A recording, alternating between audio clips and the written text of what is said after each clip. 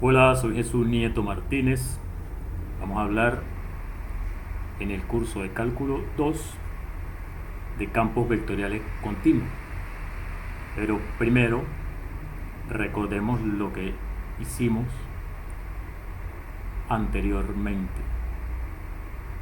Dado un campo escalar, es decir, de Rn en R, el gráfico de ese campo escalar es el conjunto de aquellos puntos de R a la n más 1, el n más el 1 del exponente acá,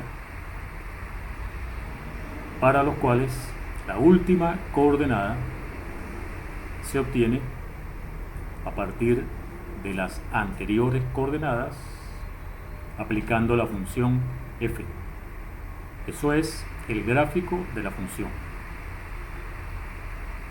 Y dado un número real c, el conjunto de nivel correspondiente a ese valor c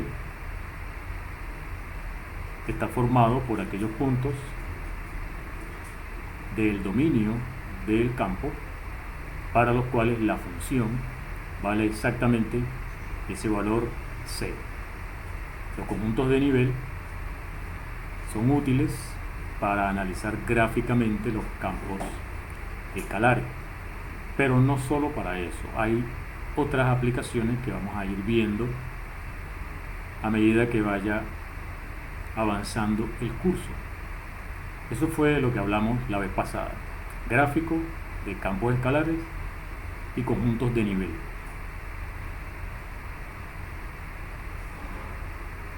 Vamos a hablar hoy de campos vectoriales continuos, es decir, vamos a extender el concepto de continuidad que conocemos para funciones que van de R en R, vamos a extenderlo para campos vectoriales. Recuerda que en el caso de funciones de variable real de R en R, la continuidad está definida a partir de el límite, la noción de límite. Así que vamos a repasar gráficamente la noción de límite. Primero, en el caso de funciones de variable real, de R en R. Supongamos que tenemos f va de R en R, pues estamos diciendo aquí que n y m son 1. Estamos estudiando campos vectoriales, pero primero vamos a analizar el caso n igual 1, m igual 1, o sea, funciones de R en R. El concepto de límite en ese caso. El límite cuando x tiende a de f de x igual a L. ¿Qué significa eso? Si tenemos gráficamente esta representación de la función, vamos a suponer que ubicamos nuestro punto o el valor x igual a A, y este número de aquí, L, es lo que queremos que represente el límite. ¿Qué significa entonces? Límite cuando x tiende a de f de x igual a L significa, dado epsilon mayor que 0, es decir, dame un intervalo abierto que contenga L, eso que queremos entender como el límite. Dame un intervalo abierto que contenga L, entonces yo te puedo dar a ti, puedo encontrar un intervalo abierto en torno a el valor a eso es a lo que se refiere este delta. Dado epsilon mayor que 0, epsilon es el radio, digamos, del intervalo en torno a L. Existe delta, o sea, yo puedo encontrar un delta, un tamaño positivo para el intervalito en torno a, de manera que siempre que tú tengas X dentro del intervalito determinado por delta, o sea, X que cumpla esta desigualdad, siempre vas a tener que el valor de esa función en X, representado así aquí en este gráfico, está en el intervalo que tú me diste al principio. Es decir, dame un intervalo abierto en torno a L, yo te consigo un intervalo abierto en torno a A, de manera que todos los puntos que estén en ese intervalo abierto tienen imagen en el primer intervalo abierto, en el que tú me diste. Esa es la noción de límite para funciones de R en R. Lo que queremos es ver este concepto ahora para campos vectoriales. Es decir, en general para N y para M.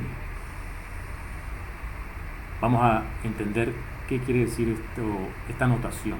Cuando X tiende a A, f de X tiende a, digamos, W.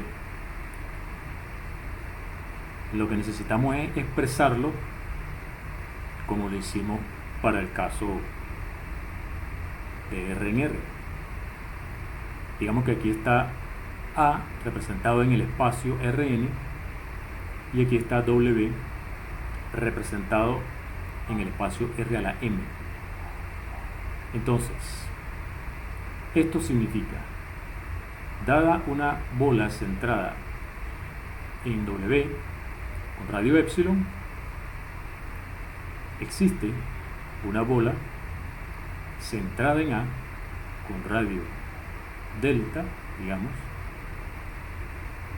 tal que siempre que X esté en la bola centrada en A de radio delta, su imagen estará en la bola centrada en W y de radio epsilon. Es la misma idea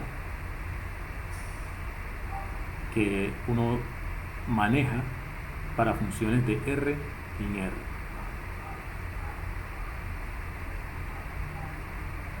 Dado en términos de bolas abiertas de epsilon y de delta, tal cual como en el caso de R en R. Todo eso está expresado en función de la distancia. Entonces uno, en lugar de hablar del límite, tú puedes decir, si X tiende a A, o sea, si la distancia de X a A tiende a 0, entonces la distancia de f de X a W tiende a 0. Esta es otra forma de decir que el límite cuando X tiende a A de f de X es W. Otra forma también equivalente es, bueno, este H está representando a lo que es X menos A. O sea, llama X menos A H. Entonces decir que esto tiende a 0 es lo mismo que decir que esto tiende a 0. Entonces traducido sería, si el tamaño de H tiende a 0, entonces la distancia entre f de A más H y W tiende a 0. Lo mismo que dice aquí arriba, sustituyendo donde está X menos A H y donde está X A más H. Es importante tener esto en cuenta porque vamos a estar mencionándolo en algunos casos de esta forma, en otros casos de esta forma, dependiendo de lo que nos convenga en ese momento. Ahora sí, estamos listos para definir lo que significa que un campo escalar sea continuo. Vamos a decir que f de Rn en Rm, definido en el conjunto A, es un campo continuo, una función continua en A, estando A en el dominio. Fíjate que en la definición de límite A no tiene por qué estar en el dominio. aquí sí es necesario que esté en el dominio para hablar de continuidad allí. Simplemente la misma noción que se tiene en R. Que el campo sea continuo en A significa que el límite, cuando x tiende a A, de ese campo sea el valor de la función en ese elemento A del dominio. Por ejemplo, trivialmente, un campo que sea continuo, que sea constante, perdón, evidentemente es continuo. Claro, si escribes la distancia, eso va a ser 0, independientemente de si x tiende a A o no. Si esto tiende a 0 o no, eso no importa.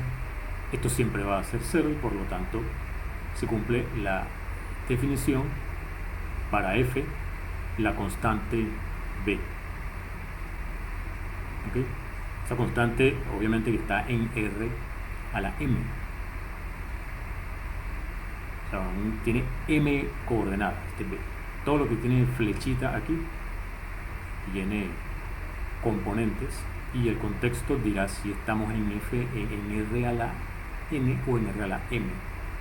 En este caso, esto sería el valor del campo, o sea, estamos en R a la m. Igual aquí. Entonces los campos vectoriales constantes son continuos, pero eso es trivial. Para ver cosas más interesantes, vamos a necesitar algunas propiedades, algunas características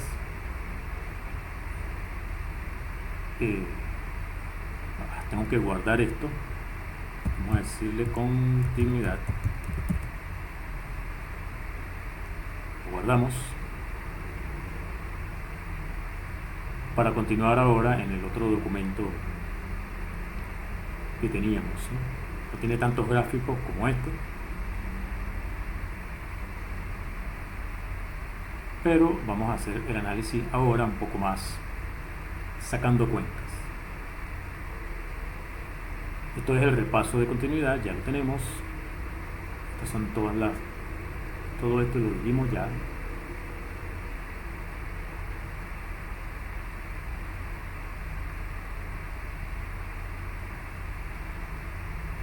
Recuerda que los límites para funciones de R en R tienen una cantidad de propiedades que podemos utilizar para demostrar, por ejemplo, que suma de funciones continuas es continua, producto de funciones continuas es una función continua, etc. Esas propiedades también se satisfacen cuando estamos hablando de campos vectoriales. Y para ver eso es útil que tengamos presente esta noción o estas ideas. La distancia, cuando estamos hablando de Rn, que está definida de esta manera, se puede expresar en términos de lo que es el producto interno en R a la n. Recuerda que el producto interno, si tienes B, B1, B2, hasta Bn, y W es W1, W2, etc. El producto interno, que vamos a denotarlo de esta forma, es la suma de los productos de las componentes de B y W, cada una con cada una. B1 con W1 más B2 con W2 más, etc. Eso es el producto interno usual en R a la n. Entonces fíjate que podemos expresar esta cantidad en términos del producto interno de esta forma. Tú haces este producto utilizando la definición, siendo aquí el B y el W iguales ambos a X menos Y. Aquí va a quedar esto, pero sin la raíz. Es decir, esto al cuadrado. Tenemos esta expresión. La distancia entre x y y al cuadrado es igual que el producto interno de la diferencia entre x y y.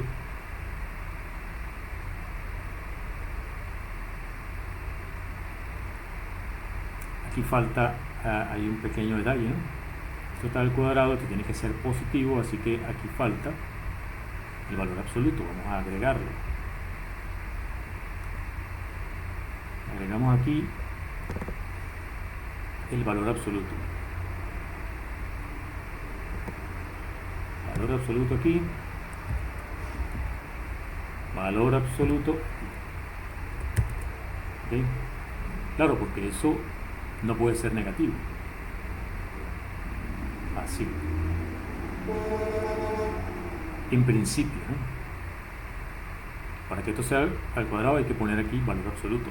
En principio. De todas maneras, vamos a ver que no hace falta. Ya vamos a ver. Tú pones aquí valor absoluto momentáneamente y ya vamos a ver aquí en las propiedades que no hace falta. Bueno, en particular si uno de ellos es 0, por ejemplo, si y es el 0, 0, 0, quedaría de esta forma.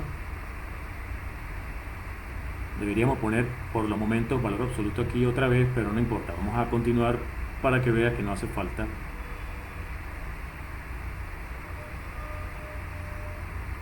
Con las propiedades, fíjate. A partir de la definición es fácil ver que tú puedes multiplicar x por y o y por x y el resultado es el mismo. Eso lo puedes ver en la definición, porque lo único que va a cambiar es el orden aquí en el que se multiplican las componentes.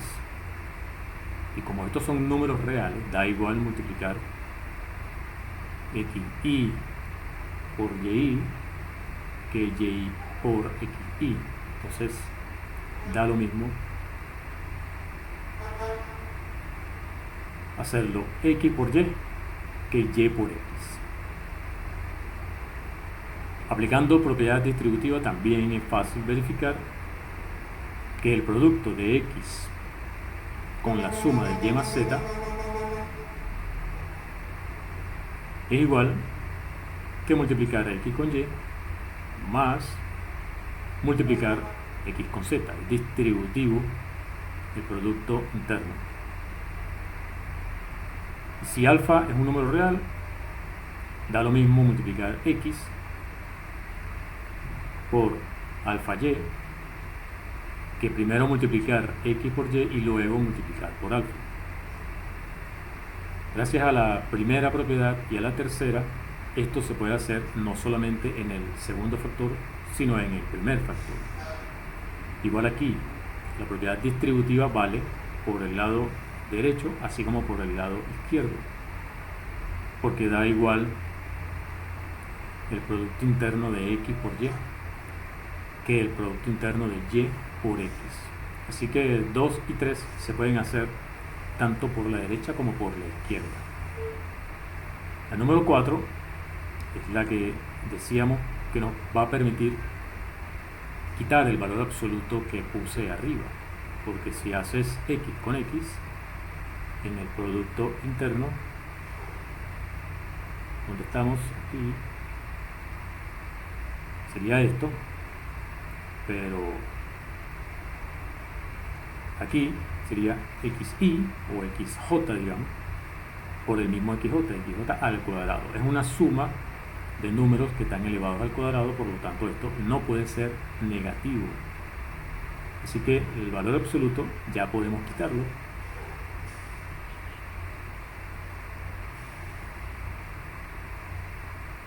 Y nos queda de esta forma. Esto es estrictamente mayor que 0 si x no es 0. Y da 0 únicamente en el caso en que x sea 0, 0, 0, 0. porque ya dijimos, es una suma de números reales elevados al cuadrado. La única forma de que eso sea cero es que cada una de las componentes sea cero, o sea que se trate del elemento del espacio, que es el 0, 0, 0, 0. La única forma de que el producto interno, cuando estamos hablando de R a la N, sea 0, es que el punto en cuestión sea el 0, 0, 0, 0. Ok, si seguimos explorando con respecto a las propiedades que tiene el producto interno, vamos a ver lo que sucede al hacer producto de combinaciones lineales. Vamos a suponer que tiene x y y no nulos. X y y son vectores distintos del 0 en R a la n. A y b también números distintos del número 0. Y vamos a decir que z es esa combinación lineal de x y y. ¿Qué pasa si efectúas el producto interno de z consigo mismo? Por la propiedad 4, eso no puede ser negativo, z. Bueno, la propiedad 4 junto con la 5, digamos, ¿no?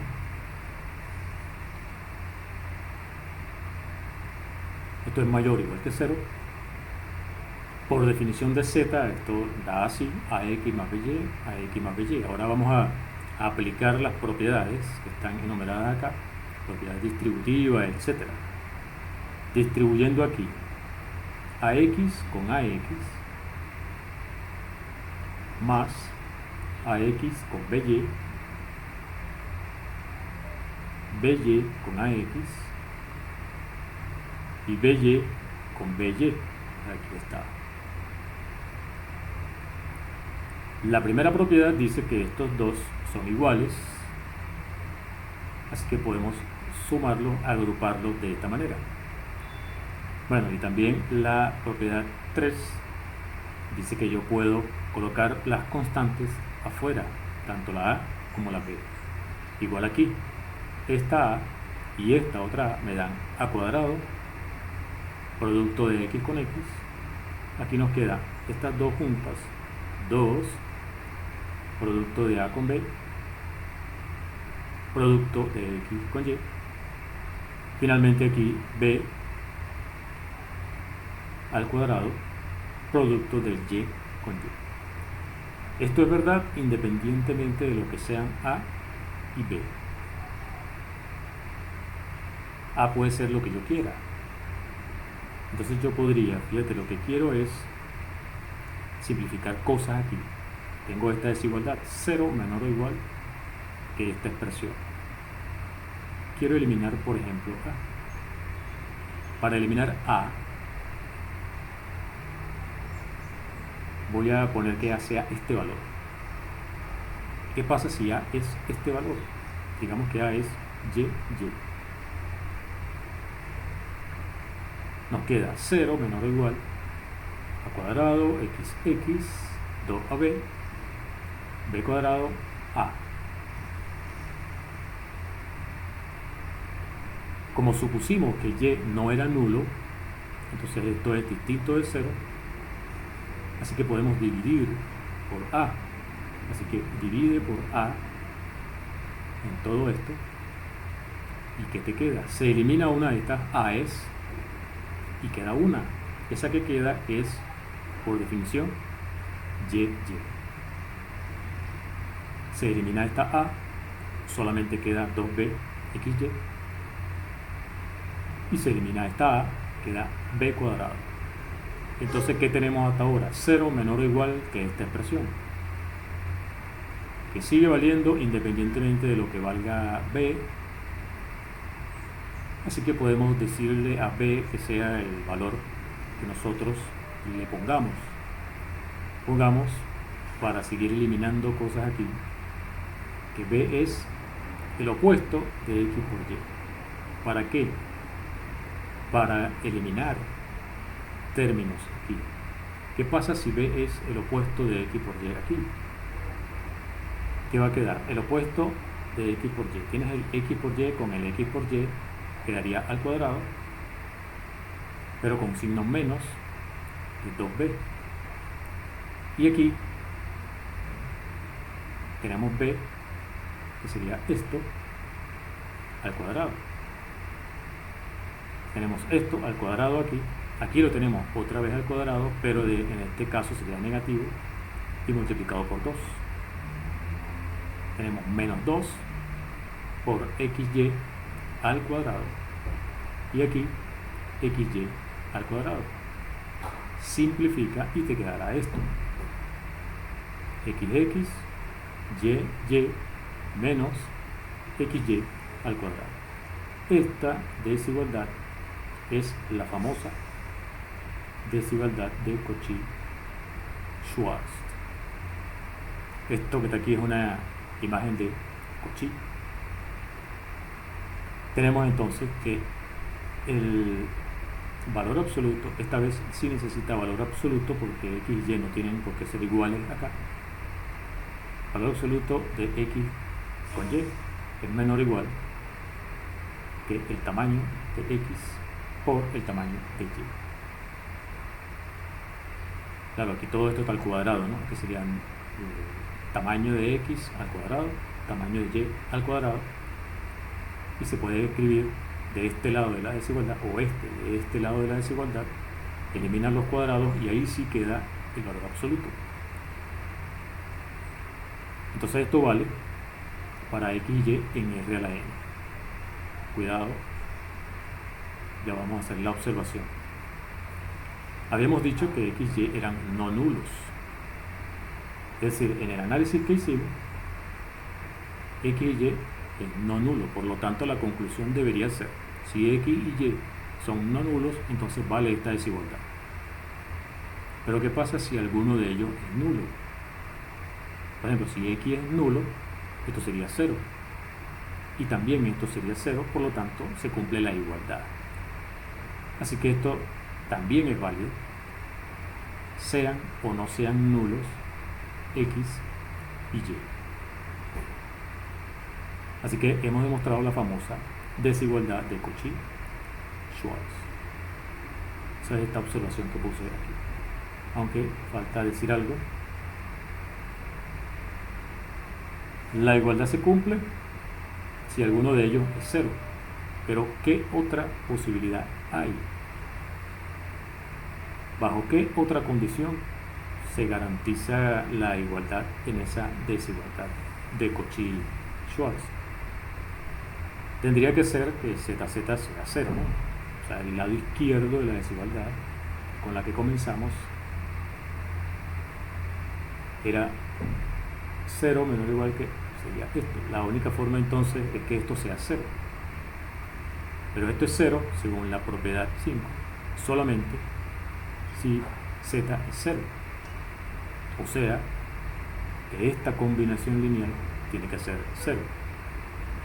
O sea, que x y y tienen que ser linealmente dependientes. Entonces, la igualdad en la desigualdad de Cauchy-Schwarz vale si x y y son linealmente dependientes. Eso incluye el caso en que uno de los dos sea nulo.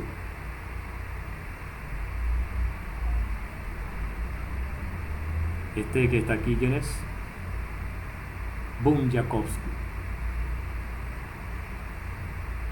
Cauchy fue quien publicó, quien dio a conocer esta desigualdad así. Bunyakovsky lo hizo para un caso más general en el que la distancia está definida con integrales y los puntos, el espacio es un espacio de funciones. Por aquí tenemos al otro personaje, Schwarz. ¿Cuál es la contribución de Schwarz? Schwarz lo hizo, pero de manera independiente de Cauchy y de Bunyakovsky. Lo hizo aparte, entonces se llama desigualdad de Cauchy-Schwarz. No se le rinde tributo a Bunyakovsky, no sé por qué, aunque sí lo he visto en algunos autores. No todo el mundo lo dice. Desigualdad de Cauchy, Bunyakovsky, Schwarz. Bueno, son cuestiones históricas. La desigualdad de Cauchy-Schwarz es muy útil. Se puede obtener, por ejemplo, la famosa desigualdad triangular. Si tú tienes esta distancia o la norma de x más y, si lo elevas al cuadrado, fíjate lo que sucede. Por las propiedades que vimos arriba, es lo mismo que hacer el producto interno de x más y consigo mismo. Y si aplicas la propiedad distributiva, tienes x con x con y con x y y con y. Como x con y da lo mismo que y con x, queda aquí con el 2. Ahora vuelve a aplicar lo que es x con x, es el tamaño de x al cuadrado, y con y, el tamaño de y al cuadrado. Esto lo dejamos igual en este paso. Y ahora aplicamos la desigualdad de Cauchy-Schwarz aquí en el centro, en el medio de esto. 2 x con y sería 2 este con este. Aquí sí hace falta el valor absoluto. A ver, no hace falta. Esto es menor o igual que esto, ya que esto podría ser negativo. Esto no es negativo, así que esto es mayor o igual que esto. Y bueno, esto ya lo dijimos, pero esto entonces es simplemente el cuadrado de esta suma. En definitiva, tenemos este cuadrado menor o igual que este otro cuadrado. Elimina los cuadrados y tienes la famosa desigualdad triangular. Entonces la desigualdad de Cauchy-Schwarz es muy útil. Vamos a volver a lo que nos interesaba, que era el concepto de límite. Las propiedades tan conocidas del límite para funciones de una variable, ahora vamos a verlas para funciones que van de Rn en Rm. Digamos que f y g son campos vectoriales de Rn en Rm. A está en R a la n. F de x cuando x tiende a A y g de x cuando x tiende a A, esos límites vamos a suponer que existen. Entonces se tienen las propiedades de los límites. Límites de la suma de f y g es igual a la suma de los límites. El límite de una constante multiplicada por f da lo mismo que esa constante multiplicada por el límite para cualquier número real. El límite del producto, solo que ahora aquí es producto interno, es igual al producto interno de los límites. Y esta última, un comodín que tenemos allí, el límite de el tamaño de f de x es igual que el tamaño del límite de f de x. Esta distancia está en R a la m. Cuidado, ¿no? Entonces, bueno, todas estas desigualdades, todas estas propiedades se demuestran con las desigualdades respectivas. Vamos a analizar la número 3 y la número 4. La 1 y la 2 son sencillas, vamos a ver. La que requieren cierto truco allí de sumar y restar una propiedad adecuada es, por ejemplo, la tercera. Pongámosle nombre al límite de f. Cuando x tiende a A, llámalo W1 y llama W2 al límite de g cuando x tiende a A. Entonces fíjate, lo que queremos es ver que la distancia entre este producto y el producto de los límites, o sea, W1 y W2, en realidad esto es valor absoluto, ¿no? Esto es un número, esto es un número, esto es un número, así que esto aquí, está sobrando uno de los palitos, una de las barras verticales, pero es igual, que sería valor absoluto. Da lo mismo entonces sumando y restando apropiadamente. Fíjate, en esta suma que aparece aquí, si tú desarrollas, vamos a verificar que da efectivamente lo que está al lado izquierdo. F con G da este. F con W2 negativo se cancela con este W2 con F positivo. W1 con W2 ambos negativos da positivo. W1 con W2 negativo cancela a ese. W1 con G negativo que cancela con W1 con G positivo que está aquí. Y queda finalmente W2 con W1 negativo, que es este que está aquí. Así que esto es igual a esto.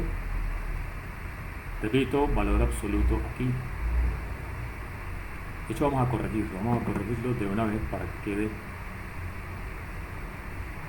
quede bien. Eso sería aquí. Hay que quitar esto. Aquí hay que quitar esto.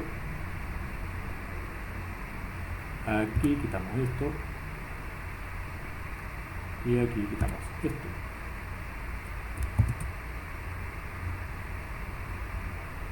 Vamos a valor absoluto, porque todos estos son números, estos no son vectores acá. Es decir, este producto interno es un número, este producto interno es un número, etc. Ok, entonces aquí aplicamos la desigualdad triangular que también la satisface el valor absoluto. Entonces nos quedan valores absolutos para cada uno de los sumandos. Y a cada uno de esos sumandos que tiene valor absoluto, aplica ahora la desigualdad de Cauchy-Schwarz, y entonces ahora sí quedan con este símbolo de distancia en R a la M. Para este, con valor absoluto, sería menor o igual que este, por Cauchy-Schwarz. Este, con valor absoluto, sería menor o igual que esto.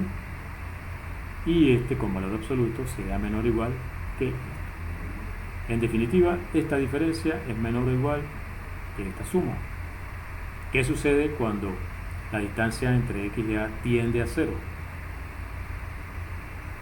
Cuando esto tiende a 0, F tiende a W1, o sea que esto tiende a 0, así que esto tiende a 0. G tiende a W2, por lo tanto, este término también tiende a 0. Y aquí nuevamente usamos que F tiende a W1, o sea que esto tiende a 0. Total, todo lo que está de este lado tiende a 0, siempre que esto tienda a 0. Conclusión, este número tiende a este número. Vale la propiedad 3. Bueno, y para la propiedad 4, aplica la propiedad 3 poniendo la misma función acá. Pones F y F aquí, F y F aquí.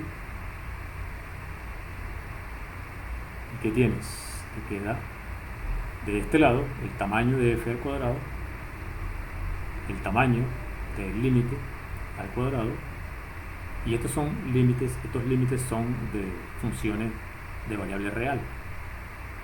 Si esto al cuadrado es igual a esto al cuadrado, entonces puedes eliminar el cuadrado y tienes la número 4. Muy bien. Tenemos las propiedades de los límites.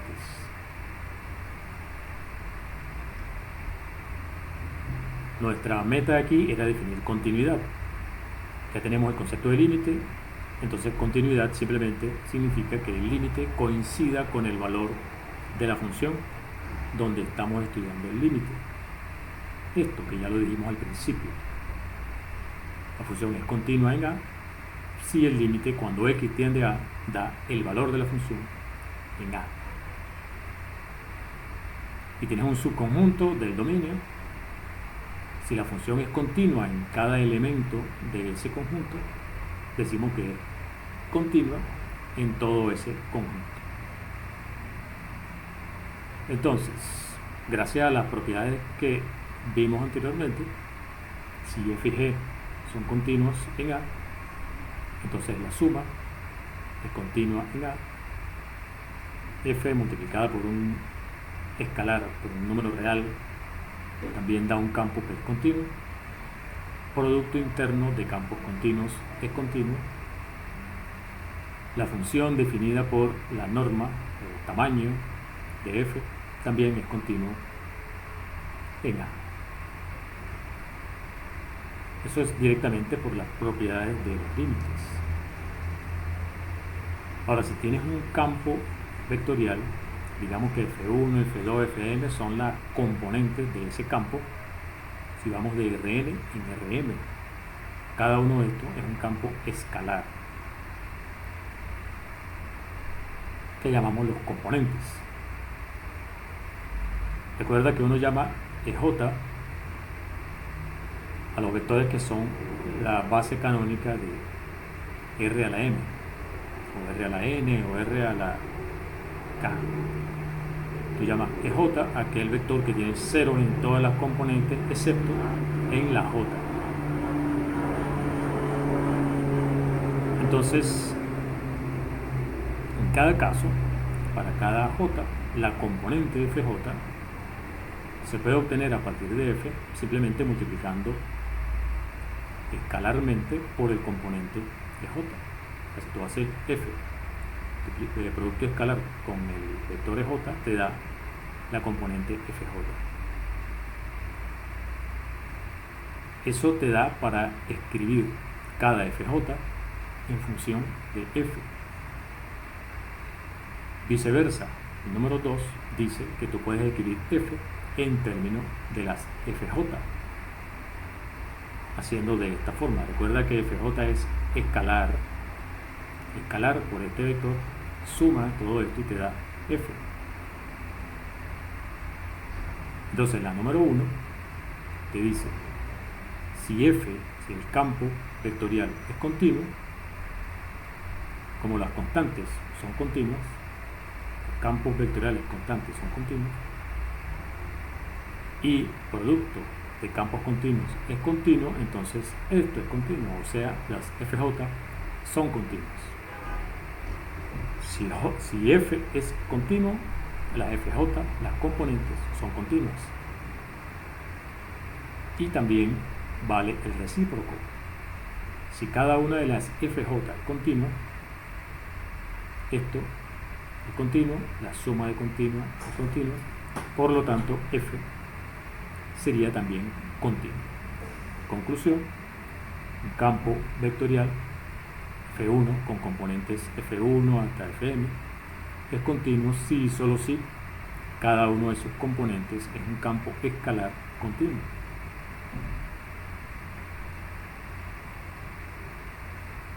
Ejemplos de campos que son continuos: las transformaciones lineales. Una transformación lineal de Rn en Rm.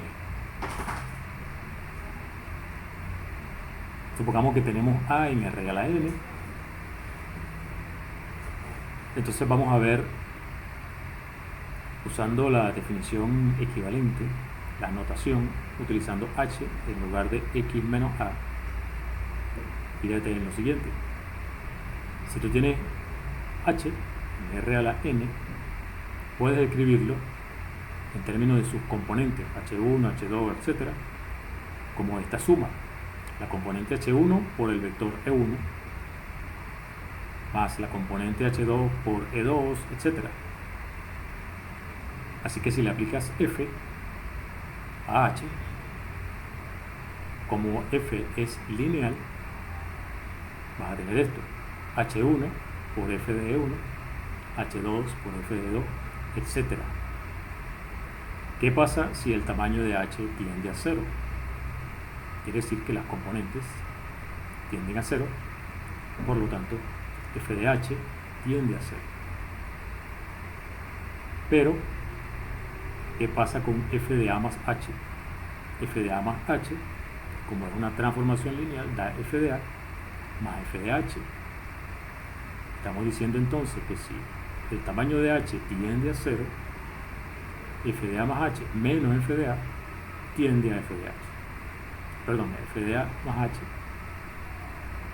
Sí, menos f de a tiende a 0, porque esto tiende a 0 según lo que vimos aquí arriba.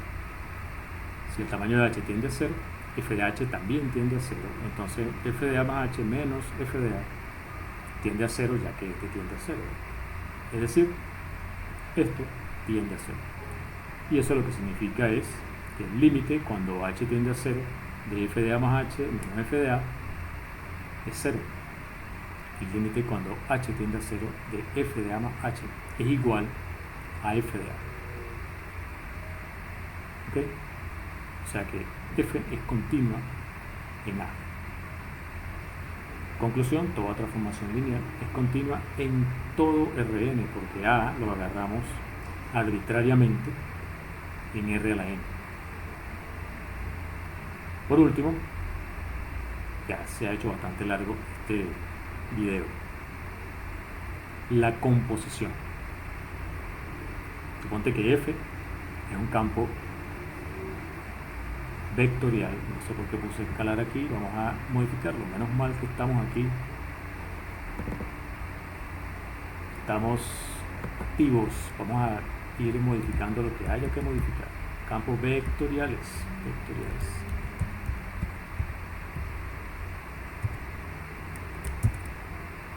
No solamente para campos escalares, para campos vectoriales en general. Supongamos que f es continuo en a y que g es continuo en f de a. Entonces vamos a ponerle nombre a estos términos. F de x vamos a llamarlo y, f de a vamos a llamarlo b, g de f de x se convertiría en g de y, g de f de x menos g de f de a sería g de y menos g de b. ¿Okay? ¿Qué pasa si x tiende a a? O sea, si x menos a tiende a 0, por la continuidad de f en a, sería f de x tiende a f de a, o sea, y menos b tiende a 0. Si y menos b tiende a 0, y menos b tiende a 0, como g es continua en b, g de y tiende a g de b, o sea, g de y menos g de b tiende a 0. Volvemos, g de y dijimos que era g de f de x y g de b es g de f de a. Así que si x tiende a,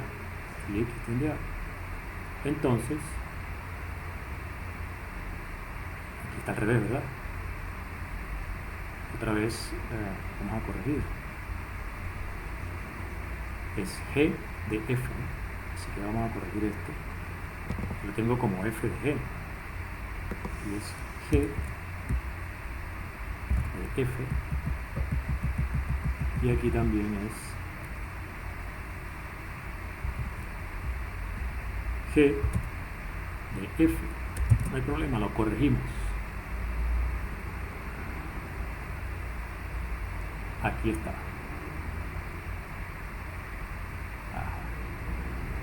Si x tiende a, g de f de x tiende a g de f de a. Composición de campos vectoriales continuos es un campo vectorial continuo. Muy bien. Para resumir, el límite cuando x tiende a a